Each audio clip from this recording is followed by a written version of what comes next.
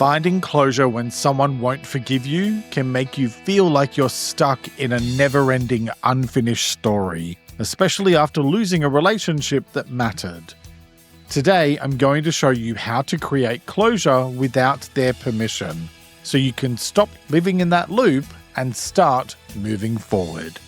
Because you can't progress in your healing journey while you're still waiting for closure. So, let's talk about finding closure when someone won't forgive you. Hello and welcome back to the Let's Talk About Mental Health podcast. I'm Jeremy Godwin, and this show is all about practical mental health advice for real life. This week I'm talking about that horrible feeling when a relationship of any kind has ended, or you've had a falling out, and you're struggling to find closure because the other person refuses to talk. You know what it feels like.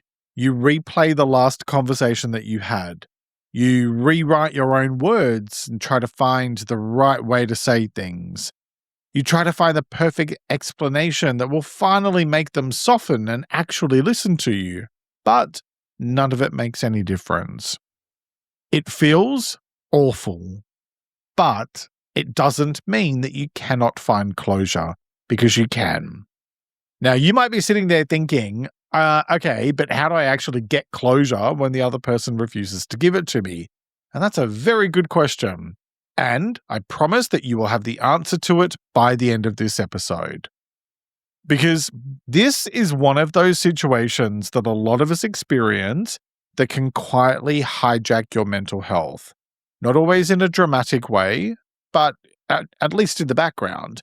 It can drain your emotional battery, and it's something that you need to approach in a considered and thoughtful way. It doesn't matter whether they're a friend or a relative or someone that you were romantically involved in or even someone that you worked with. Thinking about it gives you that tight feeling in your chest, that little punch of dread. Maybe you catch yourself rehearsing a message that you know you're not going to send. Maybe you think to yourself, if I could just explain it properly, if I could just get them to see my side of things, if they could just acknowledge that I'm not a complete monster. And even if you're doing fine in other parts of your life, this one thing often keeps pulling you back and it keeps hanging over your head because being unforgiven can feel like you're stuck. And just quickly, if you're new here, then hi, I'm Jeremy and I'm a counselor. And I also know far too well what it's like to carry unresolved relationship pain and have it echo for years and years if you don't address it properly. And yes, professional support here, as always, can be really helpful if you have access to it. But you are, of course, still going to need practical tools that you can use in your day-to-day life, especially when you're overwhelmed and just trying to make it through feeling this way. So that's what we're going to do today. So we're not trying to force forgiveness. We're not trying to fix the relationship somehow, but we're finding a way that you can create your own closure, especially if this is tied to something like estrangement, family dynamics, or a relationship that's ended in a way that feels unfair or unfinished. So in other words, what we're talking about is finding closure without needing forgiveness. To learn how to do that, we first need to understand what it's all about and why it affects your mental health so much. So, let's talk about what is finding closure without forgiveness. All right, so really what we're talking about here is you getting to a place where you're able to stop needing the other person to agree with you, understand you, or apologize, or somehow release you in order for you to move forward with your life. Now, of course, this doesn't mean just pretending that you're fine. It doesn't mean that what happened didn't matter either, right? What it means is that you're choosing to stop organizing your life around someone else's refusal to repair the situation. The need to do this shows up in a few very specific ways. Sometimes it's a relationship breakdown where the other person says, "I'll never forgive you," and they mean it. Sometimes it's estrangement, like with a parent or sibling or adult child or close relative, where something happens for whatever reason, contact is cut off, and you're left holding questions that you just cannot answer. Sometimes it's a friendship where you've been quietly demoted or completely fired and you never get told why. And sometimes it's messy because you did make mistakes, but the punishment maybe doesn't match the crime, and you can feel shame eating away at you. What makes this topic so brutal is that a lot of us were raised with the idea that closure is something the other person gives you, like a special stamp that you get that says, okay, now you're allowed to feel better.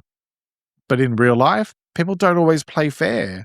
People avoid, people punish, people cling to a storyline because it protects them from looking at their own behavior. And when you're the one stuck outside the door, it can turn into this ongoing mental habit of trying to earn your way back in to being acceptable. I've had this a few times in my life with former friends, especially after leaving the city and moving to the country over a decade ago. And I've been dealing with it for the past couple of years now as well with two of my aunts because I terminated contact with my mother, their sister. My mother was extremely abusive physically and emotionally, and there's a whole long story here that I will not get into. I've talked about it in other episodes, but suffice it to say, I didn't make the choice to not talk to my mother lightly. It takes a lot, and I'm going to talk about family estrangement in a future episode. But when I did make that choice for my own protection, I was then punished well after the fact by both aunts for it, and then for pushing back when I was attacked about my decision. And so I've ended up having to really work through how to find closure myself in what was an incredibly difficult situation. So I'm coming at this professionally, but it's also personal experience. And when I say finding closure, what I mean is this. It's about creating an internal ending, one that doesn't depend on someone else's cooperation, so that your nervous system can finally stop scanning for the next update, the next message, the next potential opportunity to repair things. Because if you're constantly waiting for a different outcome, you're not living your life. You're waiting on someone else's decision. So now let's talk about why unresolved endings mess with you. I'm definitely going to show my age here. I'm also going to give a really silly example, so I don't mean to undermine the seriousness of this topic, but, I just said some heavy stuff before. I remember how sad I was in the 90s when the TV show Models Inc. was cancelled. If you don't know what I'm talking about, it was a spin-off from Melrose Place, which itself was a spin-off of Beverly Hills 90210. And Melrose Place was my favorite show. Don't you dare judge me. Anyway, the finale of Models Inc. left so many cliffhangers that I honestly thought helicopter search and rescue was going to have to be called in. Then it got cancelled and we never found out what happened. Now, unresolved endings on TV are one thing, but when they happen in real life, they can really mess with your mental health because your brain is a meaning-making machine. What it wants to know all the time is what's happening, what happened, why did it happen, what does it say about me, am I safe, am I good? And so when someone won't forgive you, or when you're shut out with no real explanation, your brain does not cope well. It tries to close the gap by replaying and reanalyzing everything. Now, that's not you being obsessive. That's your brain trying to create certainty. At the same time, internally, this stuff can trigger feelings of shame and self-doubt. You start thinking, maybe I'm the problem. Or you start making your whole identity about one event or one conflict. Externally, it can impact how you relate to other people. You might find with different people that you suddenly become more guarded, or that you start over-explaining or people-pleasing. Or maybe you avoid conflict entirely because you're terrified of being cut off again. And here's the hard part. When you don't get forgiveness, it can feel like you're still in trouble, like you're waiting for the detention to end. That keeps your stress response simmering away. It can affect your sleep, concentration, mood, motivation, and really it can make you emotionally unavailable here in the present because part of you is stuck in the past in that unresolved relationship. The answer, however, is not to try to seek closure from the other person. Because the moment you start chasing their forgiveness or their explanation as proof that you're okay, you hand them the steering wheel of your mental health. You put them in control, and that's just too high a price to pay. Closure is not something that someone else gives you. It's something you give you.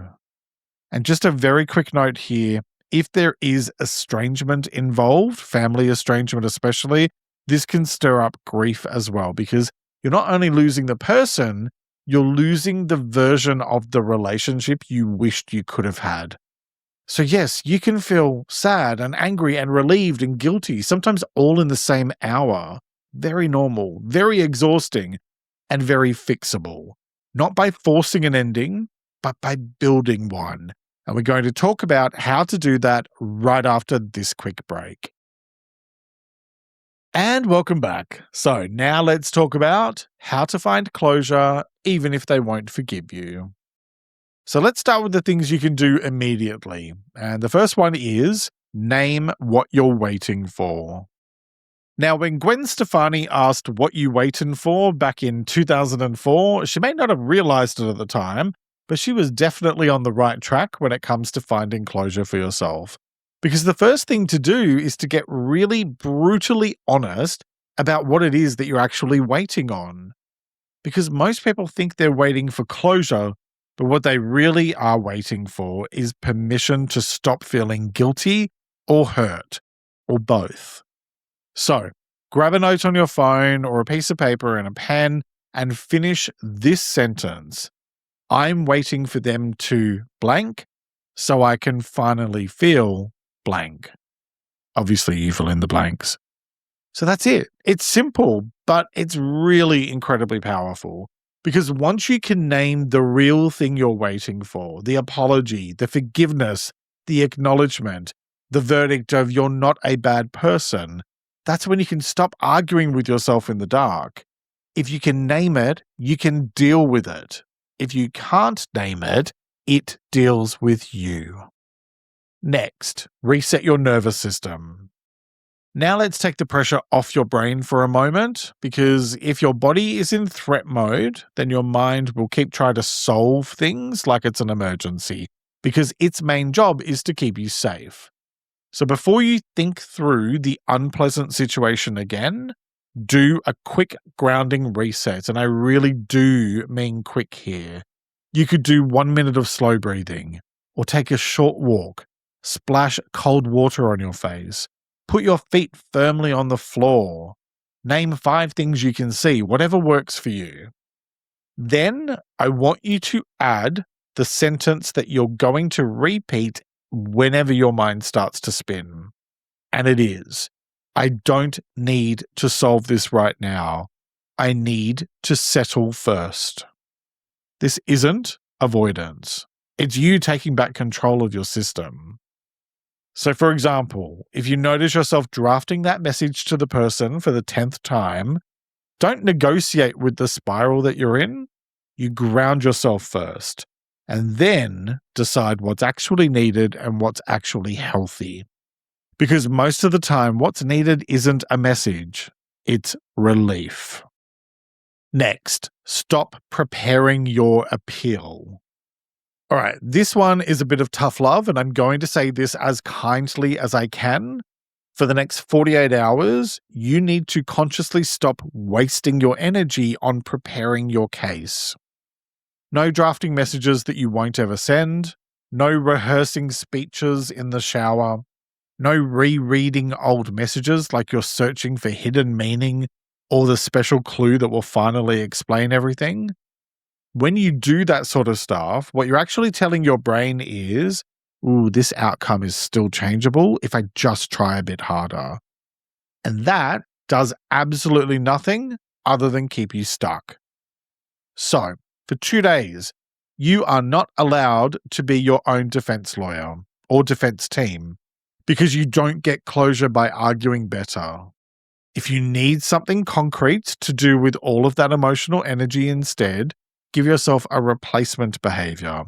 So when you catch the replay starting, say to yourself, "Not today," and do one small action that brings you back to your life.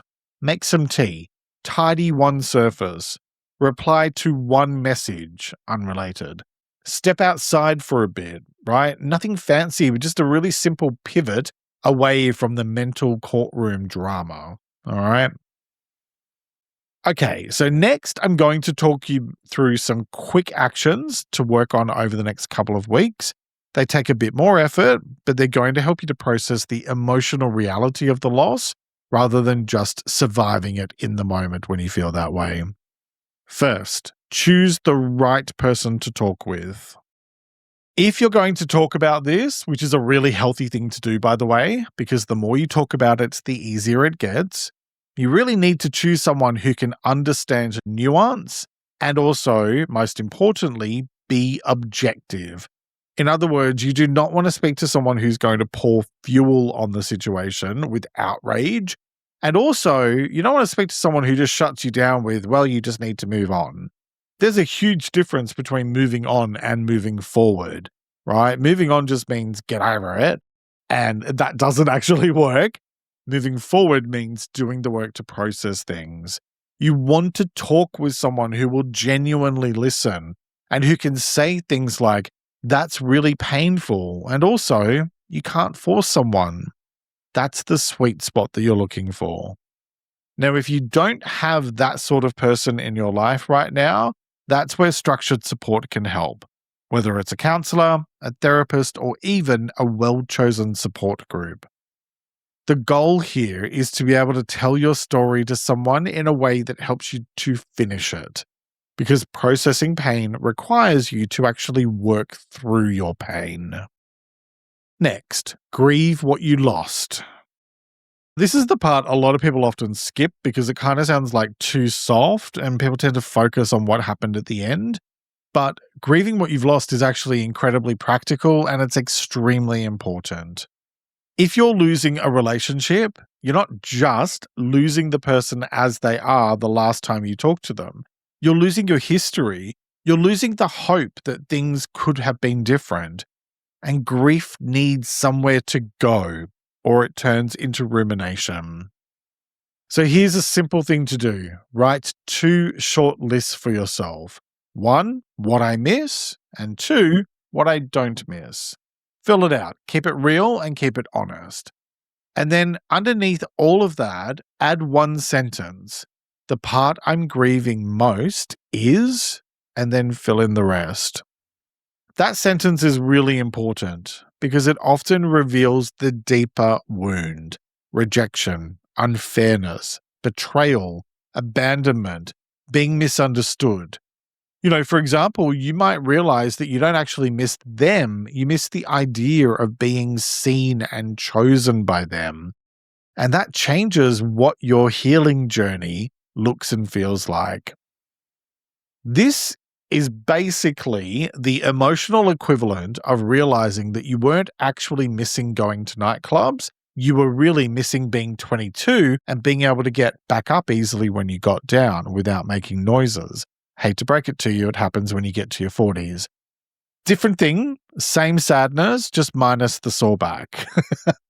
All right, so now we're going to zoom out and talk about longer term changes for you to work on over the next few months and beyond. These are not quick fixes by any means. They are the changes that make it harder for you to feel derailed in the future because your sense of self won't be hanging off someone else's approval. So first, stop outsourcing your worth. When you feel rejected or hurt, your brain will often try to negotiate with thoughts like, well, if I could just get them to forgive me, I'll finally be okay. But your self-worth isn't something another person gives to you.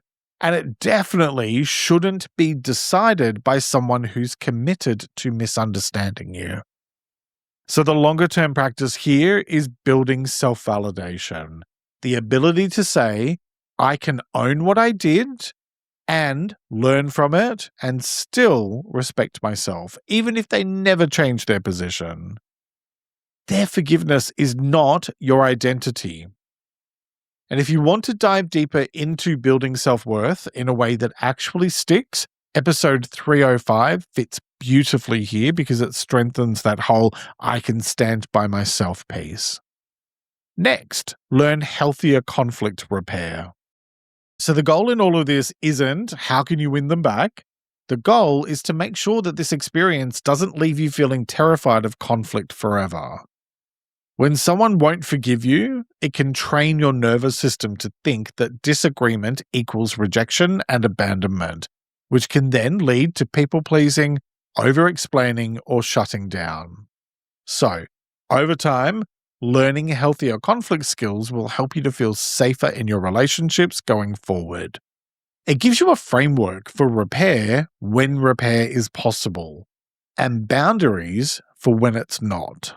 I covered healthier conflict in episode 309, so if you'd like practical tools for repairing conflict in relationships that are actually worth keeping, go and check that one out next. It's linked in the description. The whole point of learning to manage conflict in a healthy way is that nothing changes if nothing changes. If your conflict patterns are built around fear, you'll keep recreating the same pain over and over again, just with different people. Remember, your job is learning how to be there for yourself, even when other people aren't. To paraphrase the Spice Girls, your brain and nervous system just want to know, will this deja vu never end? So, stop going round in circles and say you'll be there for yourself. And with that deep piece of philosophy, those are the tips. Work through them one by one, and please be kind to yourself while you do. Don't rush yourself, just give yourself time and space to work through one by one. You can always find all of the tips I share in the episode transcript on my website at ltamh.com/episodes. If you join my free mailing list, you'll get it in your inbox every Sunday, and it's linked below. So here's what I want you to take away from this episode. You can't control whether or not someone forgives you, but you can control whether you spend the rest of your life waiting for their verdict.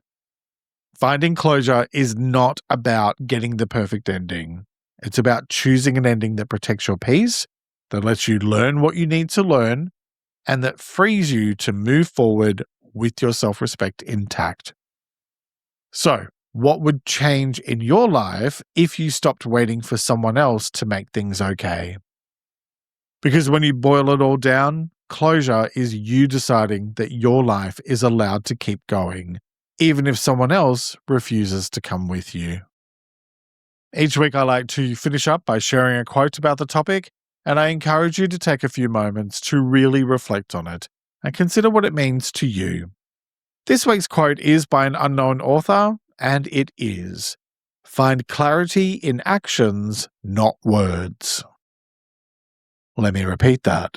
Find clarity in actions, not words. All right, that's it for this week. Support my show by giving it a like and sharing it with someone who will find it helpful. And join my Patreon for early ad-free episodes and extras. It's linked below. Thank you very much for joining me today. Look after yourself and make a conscious effort to share positivity and kindness out into the world, because you get back what you put out. Take care and talk to you next time. Join me next week to talk about how to deal with difficult people. Plus, check out my episode on healthier conflict next. It's linked in the description. And follow or subscribe to never miss an episode. Let's Talk About Mental Health is an independent program. Discover more at ltamh.com. Melrose Place.